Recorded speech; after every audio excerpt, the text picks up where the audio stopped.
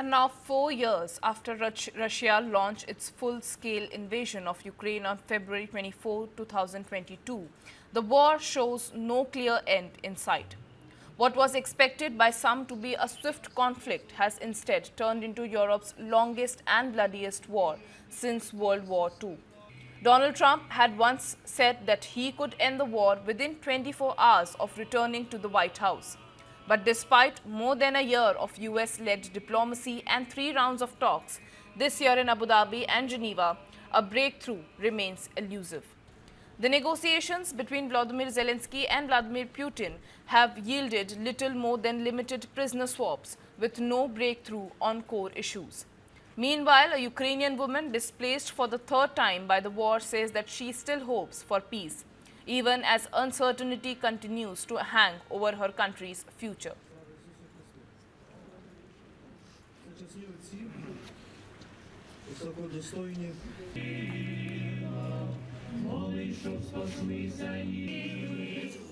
Helena Popriadukina has had to flee home 3 times in the past 4 years since Russia launched its full-scale invasion of Ukraine.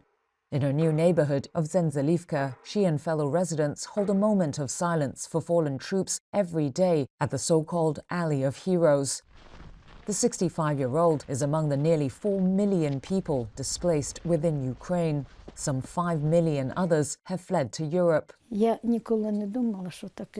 I never imagined I would have to run from my own home, from the house I built with my own hands. Control of her homeland Donetsk is at the heart of US-backed talks to end the war, now in its 5th year. Russian President Vladimir Putin is demanding Kyiv cede the remaining 20% of its industrialized eastern region that his forces have been unable to conquer. Ukraine is standing its ground against it. With her hometown occupied by Russian troops, authorities allotted Popriadukina this abandoned house in central Ukraine. I want our boys to win more than anything. I don't need their little Russia. If I could, I would tear him apart with my own hands. That Putin.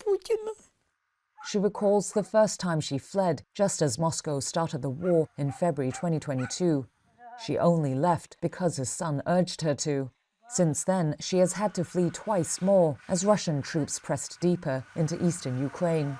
The most difficult move was the last one, this one here. It was the hardest of all.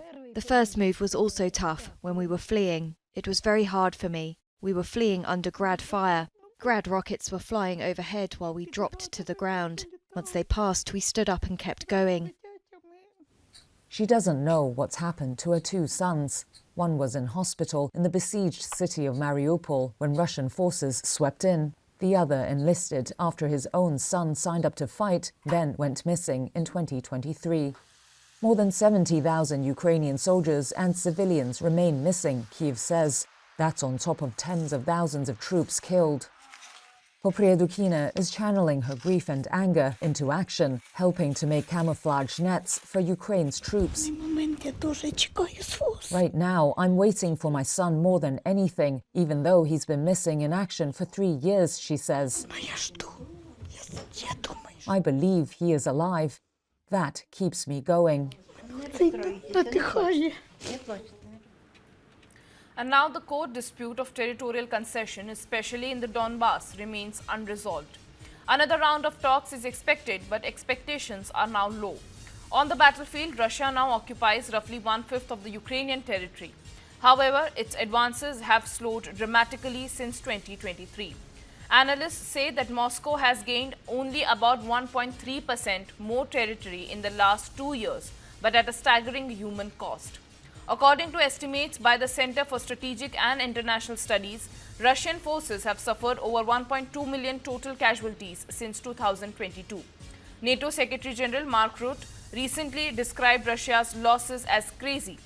The Kremlin disputes those figures and neither side regularly releases official casualty data. Meanwhile, thousands march in various cities as around the world to 4 years of Ukraine war.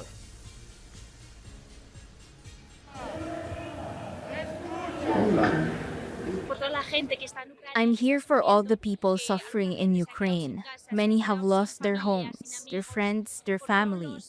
For all the men and women on the front who are fighting for our freedom and our rights. It's really very sad because all we hear is like condolences and support. That's like word is not enough for us. Like we need some actions.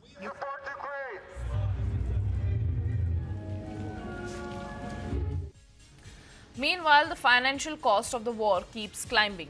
A joint assessment by the World Bank, United Nations, European Commissions and the Ukrainian government estimates rebuilding Ukraine will cost nearly $588 billion over the next decade. Direct damage alone has reached $195 billion, with housing, transport and energy sectors worse hit. Markets are also feeling the strain, as uncertainty clouds both the battlefield and diplomacy. Meanwhile, the human cost of the war has been staggering as well. Since the conflict began, Russia is estimated to have suffered over 1.25 million killed or wounded, while Ukraine's military losses are estimated at about 55,000 soldiers killed. Overall, Ukrainian casualties could be as high as 6,00,000, including around 140,000 deaths, according to international estimates. The war has also reshaped Ukraine's society, with the country losing nearly 25% of its pre-war population of 42 million. The displacement crisis remains severe, with about 5.9 million Ukrainians leaving the country and more than 5.4 million seeking refuge across Europe. Additionally, reports claim that over 19,000 children were taken from occupied regions, with only a small number reportedly returned. Experts say that the scale of casualties in the war is unprecedented for a major power conflict. World War II. 4 years on the front lines have hardened. Drone warfare has reshaped combat, casualties continue to mount, reconstruction's costs are soaring. Peace talks are ongoing, but the light at the end of the tunnel still appears distant.